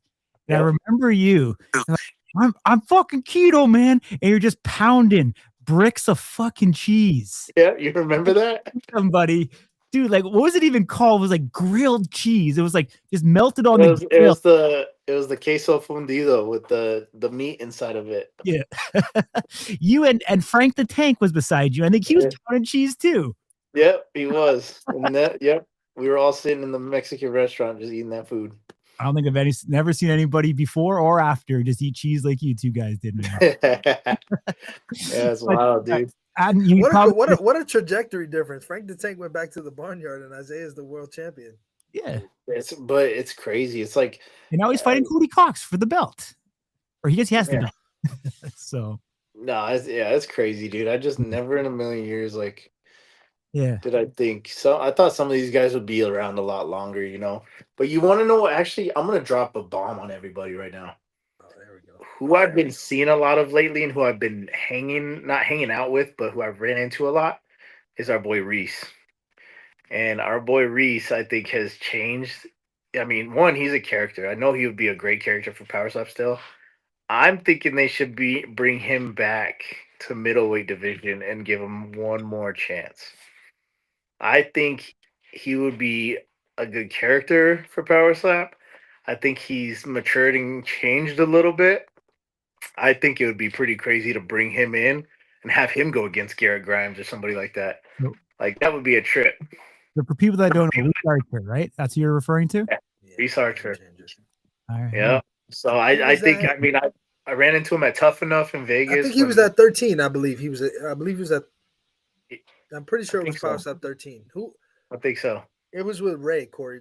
I think Ray came to Power Step 13, so I'm pretty sure it was Power Step 13 he was at. Yeah, but I ran into him at Tough Enough when I went to the SLS, and that dude's a character. I think he's matured a lot more, so I think he could handle what we're doing now. Mm-hmm. And I think it would be a surprise to everybody and allow him to go back into the middleweight to see what happens. I know Ding's got a better memory than I do, and you were probably there, Isaiah. But this was in the taping for season 1, and he was sitting in the crowd, and somebody won. And I don't know who it was, and Reach Archer was going to jump on stage to go fight that person. Who was it that won that match?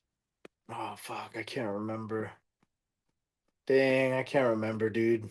You remember what I'm talking about, though, right? Yeah, I do remember. I just can't remember who it was. Dang. Yeah. I don't know. I can't remember. I just remember Okay. him having his hands in his pants and shaking Dana's hand too. Like, come on, bro. His hands in his pants? Yeah, you did it. Oh, bro. He was like, it was season 1. It was the one, the show on TBS. Okay. And he had his hands inside his shorts, like inside of his shorts, like on his balls. And he walks up on stage. Dana shakes his hand, and then like security turns to Dana's like, "Hey, you know he just had his hands in his pants." He's like, "Did I just shake his hand, bro?" That's too That funny, shit man. was funny. It was funny. Before you came on, you probably didn't see it. You were probably with the baby, but the chief was giving the middleweight, nickname updates. And so I'm sure you heard them, but I'll recap them for you. And I want you to expand on it. So we had the Lady Boy for yourself.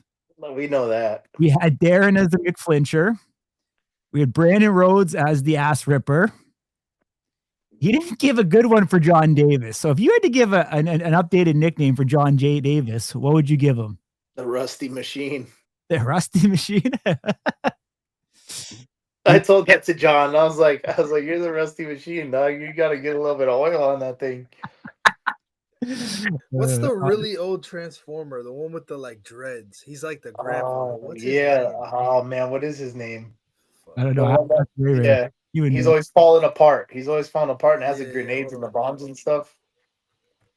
Yeah. I like that's a pickup truck or something. Like the Ford. But what's Chief's nickname? Did he tell you that one? No, I'm going to ask you that next. So. Oh, everybody used to call him Queef. Queef a power slap. Like the female vagina farting? Yeah. I've never heard this. Who's been calling him this? Oh, we've said that a lot. I mean, I guess it was within the little groups in the comments here and there. But Chief of Queef. Chief of Queef, okay. He's gonna message me. So if we stop right.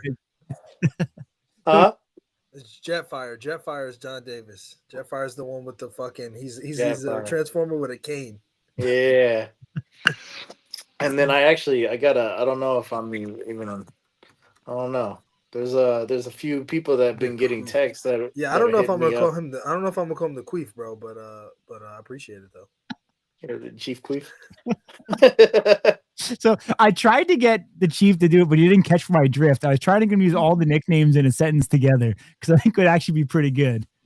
That would be a good one. We'd probably get demonetized, but that's all right. Oh, we got demonetized earlier in the show where I said I was going to unalive myself. Dang. Dude, they were telling me I don't want to curse with the baby there, but they were telling me I had DSLs in the chat. Like it's been a crazy day, man. Oh, it was wild. That's a wild chat. I'm excited. I mean, I'm excited for what's coming up. I know they're doing another camp and they're going to invite more people out. They invite the camp or what?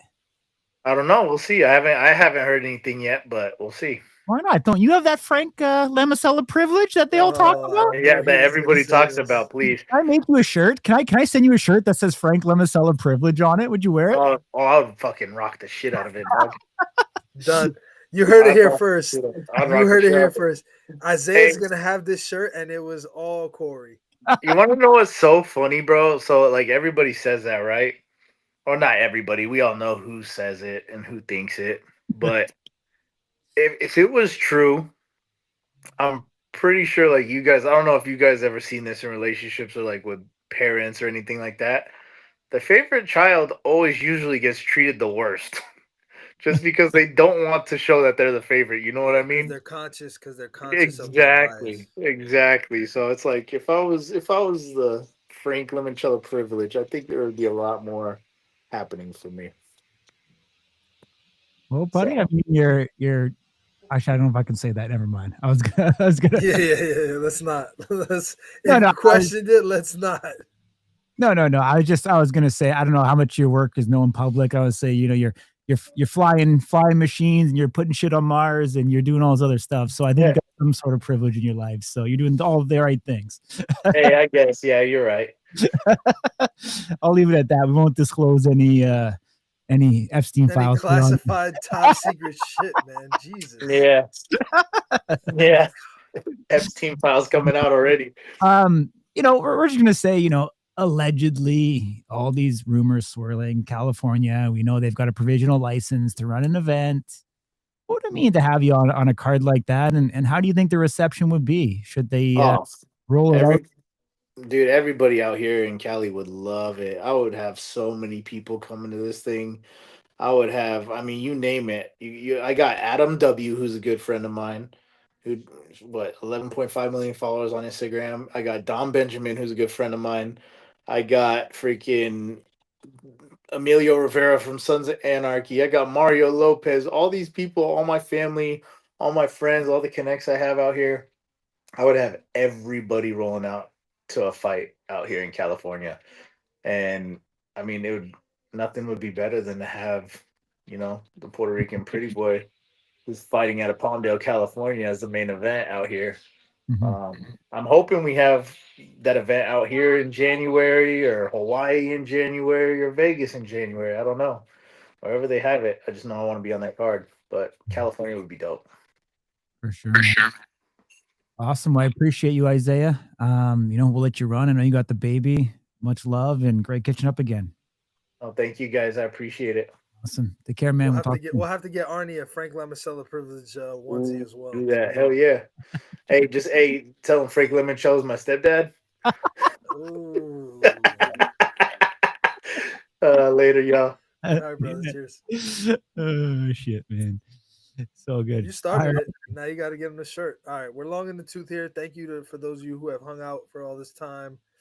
Any parting remarks? Next week. Here's the parting remark. You could have his baby versus Robert S. Coleman. That's crazy. Yeah, I can't sign off on that. My man Robert's just getting disrespected all day, man. Next week, I want to talk about the subject. We don't have time to do it tonight, but we will talk about rematches in Power Slap. Are they good? Are they bad? Should there be a certain amount of time that we wait? Like, in the last, since December, Brendan and Isaiah faced each other 3 times. That chapter is now theoretically closed, for good, really. I mean, to justify a 4th matchup is crazy. Should they do a 4th matchup and then Brendan win? Now you got 2-2, so that means you got to go to a 5th matchup. So it really puts everything into, I think, a bit of chaos and disarray. So I want your thoughts. Do you guys think it's a good thing, a bad thing? Should there be a limit? Should there be a time frame that we wait, etc.? So I want to talk about that next week for sure. I don't know, Corey, you tell me, because you were talking to him. Do we want to tease our guests for next week? One of them. Do you feel like you're confident enough to speak about it at this moment, or do we want to wait? No, man. Okay, so we'll wait. Yeah. But we do have some good guests lined up for next week. Our goal is ultimately to bring you guys stuff that's current and interesting. And of course, it's not always going to be possible because it's not always news that's kind of circulating and flying. This week it worked out well, but so next week, hopefully, we'll be able to get this guy on and we'll be able to drum up some interesting conversation. But thank you guys for joining.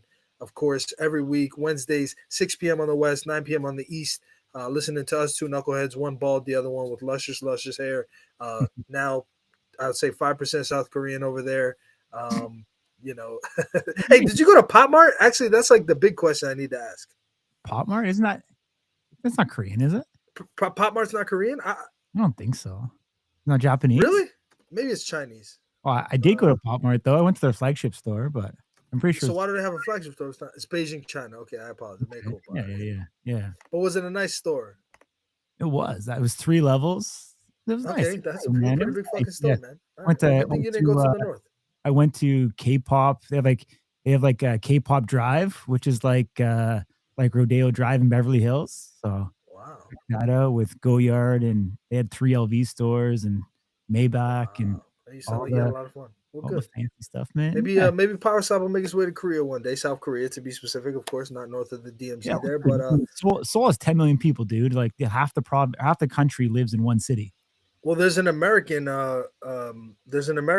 army base in Seoul. So Is it really? there's a lot of so there's a lot of army members, soldiers there in Seoul, South Korea. So I didn't know that. You know, it's actually we have a funny. One bit thing of I a noticed flag that, okay, this is all making sense now, is, you know, like in Canada and the US, we have like made in China shit everywhere. Yeah. None of it in Seoul. And Interesting. so it makes sense because obviously China pairs up with North Korea on political views and stuff like that. Right. And so, like, even talk about like souvenir stuff, like, you know, like even like your Made in America Touch flags, base. they're probably made in China, but they didn't Right, have any of that in Korea. So it makes sense, especially if there's an American base in Seoul. Probably another reason why they're not too friendly these days. There you go. The more you know. Yeah. Parting remarks, sir. We never had a Korean slap fighter, have we? Chinese, Japanese. Not that I can think of. So maybe one day, dude. If we did, if we did have one, I'd bet that the last name would be Kim. Yeah, I think that's a Smith of Koreans, isn't it? That is, yeah. It's by far the most common last name. But I mean, we got Boo Chin, buddy. He's coming to you tomorrow, according to Ding. Coming to you live. Yeah, he will come to you tomorrow for sure. Yeah. All right, Blue man. cheese All right, coming man. in hot. All right, peace, man. Night. Take care. Appreciate everybody. All right.